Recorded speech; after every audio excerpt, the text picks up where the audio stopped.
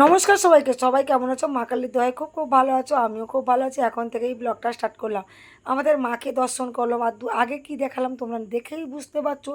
যারা মা কালীর খুবই ভক্ত তারা তো নিজেই আজকে বুঝতে পারছো যে আজকে তারাপীঠের এই ছবিটা দেখালাম। যেহেতু আমাদের দোকানে সাগর শিমুল রাজা এরা গেছে অ্যাকচুয়ালি তারাপীঠে, সেখান থেকে আমি বলেছিলাম যে আমি তো যেতে পারছি না, তোরা একটু হলেও আমাকে মার দর্শন করাতে বলতে ওর তো দর্শন করাতে পারবো কি না জানি না, কিন্তু যতটা পেরেছে ওরা বাইরে থেকে ছবি তুলেছে। আর বিশাল ভিড়, বিশাল ভিড়। আর আজকে কৌশিকী অমাবস্যা বলে কথা, আজকে তো ভিড়ই হবে। যাই পারো, আমাদের বাবলা ওদিকে পুজো দিয়ে বেরিয়ে পড়ছে, আমি ঝটপট খাবারগুলো বানিয়ে নিচ্ছি। আজকের খাবার বানিয়েছি পরোটা, আলুর তরকারি আর দুধ চা। আর কিছুই করিনি, আলু কুমড়ো ছক্কা করেছি, দুধ চা করেছি আর পরোটা করেছি।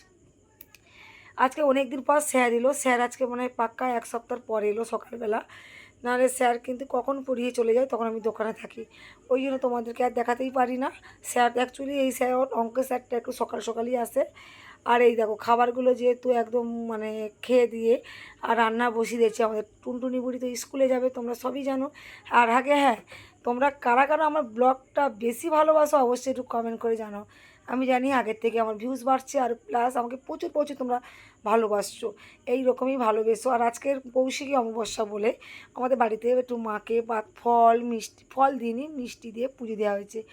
আর আমি রান্না করছি মুগ ডাল, পটল আলুর তরকারি আর পাঁপড় ভাজা, আলু ভাজা আর কুমড়ো ছক্কাটা একটু ছিল, সেটা জাস্ট গরম করে নেবো, ওটা দুপুরে খাবো।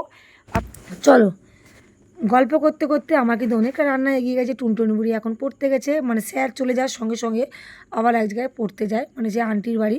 আর আন্টি খুব সুন্দর পড়ায়, সেই নার্সারি থেকে পড়ছে জানো, এখনও আমার মেয়ে পড়ছে ওর কাছে। আর খুব ভালো পড়ায়, এতটাই ভালো পড়ায় মানে আমার আমার মানে নাচের আন্টি ভুল বলছি, মানে পড়ার আন্টি এই নার্সারির ছোটোবেলা থেকে হাতে খড়ি, মানে এতটাই সাপোর্ট পায় ওনার কাছে। আমি তো থাকি না, মানে মনে হবে যেন ওদেরই বাচ্চা। মানে ফোনের উপরে কে, মানে ফোনে করে ওদের মানে আমার দোয়েল বুড়ির খোঁজ নেয়, প্লাস পড়া দিয়ে দেবে, পড়া না হলে ঢুকতে দেবে না, এরকম কোড়াগার দেয় বলেই আজকে আমার মেয়ে কত মানে ভালো রেজাল্ট করেছে। আর আমি এই যে পাঁপড়গুলো ভাজছি দেখো, আর অনেক দিন পর কিন্তু আমাদের বাড়িতে পাঁপড় এলো, পাঁপড়গুলো সেঁতরিয়ে যাবে তাই অনেকগুলো পাঁপড় একসাথে একটা জারের মধ্যে রেখে দিলাম। আর এই দেখো পাঁপড় ভাজতে ভাজতে আলুটা ভেজে নিলাম, আর একজন চলে এসছে, এই যে অনেক দিন পর ঘন্টুবাবু চলে এসছে। তারপরে দেখো পাঁপড় খাবে বলে 14বার আমাকে জড়িয়ে ধরছে, আমি দিয়ে চুম দে, আবার চুম দেয়, আবার একটু চুম দে, আবার চুম দেয়, মানে একদম পাকা বুড়ো বলে কথা। আর এই দেখো একটা দিলে হবে না, দুটো দিতে হবে। আমি বললাম যা বাড়ি চলে যা, এবার দোয়েল বুড়ি স্কুলে যাবে যেহেতু আমাকে এবার খাবার টাবার রেডি করে দিতে হবে। খাইয়ে ও স্কুলে চলে গেল, কিছুক্ষণ পরে আমি দোকানে বেরিয়ে গেলাম। আর এই সব কাপড়গুলো আমি আজকে মানে অমৃতা ফ্যাশনে নিয়ে যাব ব্লাউজ কাটানোর জন্যে।